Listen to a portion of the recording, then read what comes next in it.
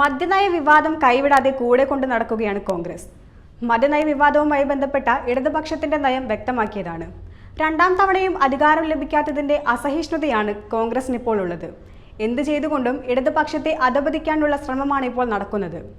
ഇതിനു മുൻപും ഇത്തരം വിവാദങ്ങൾ കോൺഗ്രസ് അഴിച്ചുവിട്ടിരുന്നു. എന്നാൽ അതെല്ലാം തകർന്നടിഞ്ഞു പോവുകയാണ് ഉണ്ടായത്.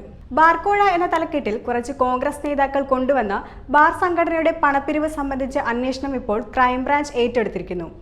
അനിമോനെ ഉപയോഗിച്ച് ഇപ്പോഴത്തെ സർക്കാരിനെ ആക്ഷേപിക്കുകയും മുൾമുനയിൽ നിർത്തുക എന്ന ദുരുദ്ദേശത്തോടു കൂടി തയ്യാറാക്കിയ ശബ്ദ സന്ദേശമാണ് പുറത്തുവന്നത്. വ്യാജ ബാർക്കോഴ ആരോപണം കൊണ്ടുവന്ന് LDF സർക്കാരിനെ പ്രതിക്കൂട്ടിലാക്കണമെന്ന പ്രതിപക്ഷ മാധ്യമ ഗൂഢാലോചനയാണിതെന്ന് എല്ലാവർക്കും അറിയാവുന്നതാണ്.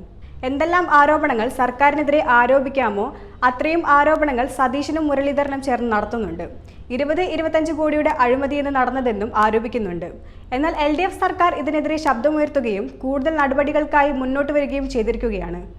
പല ആരോപണങ്ങളുമായി പ്രതിപക്ഷം രംഗത്ത് വന്നെങ്കിലും കയ്യിൽ തെളിവൊന്നുമില്ലാതെ ഇരുട്ടിൽ തപ്പുന്ന സ്ഥിതിയാണ് കാണുന്നത്.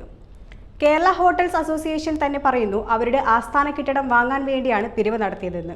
ഇതിനെ വളച്ചൊടിച്ചുകൊണ്ടാണ് UDF നേതാക്കൾ മദ്യനയ പ്രചാരണം നടത്തുന്നത്.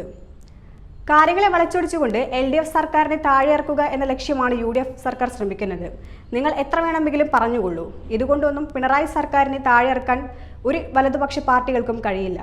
BJPയുടെയും UDFന്റെയും വെറും വ്യാമോഹം മാത്രമാണ് LDFനെ തേജോവധം ചെയ്യുക എന്നത്.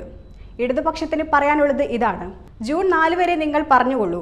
അതിനുശേഷം താമരയും കൈപ്പത്തിയും ഇവിടെ നിന്നും ഓടുന്നത് കാണാം. ജനങ്ങളുണ്ട് പിണറായി സർക്കാരിന്റെ കൂടെ. ആ ജനങ്ങൾക്ക് തന്നെ അറിയാം ഈ ആരോപണങ്ങൾ പൊള്ളയാണെന്നും LDF സർക്കാരിനെ താഴെയിറക്കാനുള്ള UDFന്റെ കളികളാണെന്നും.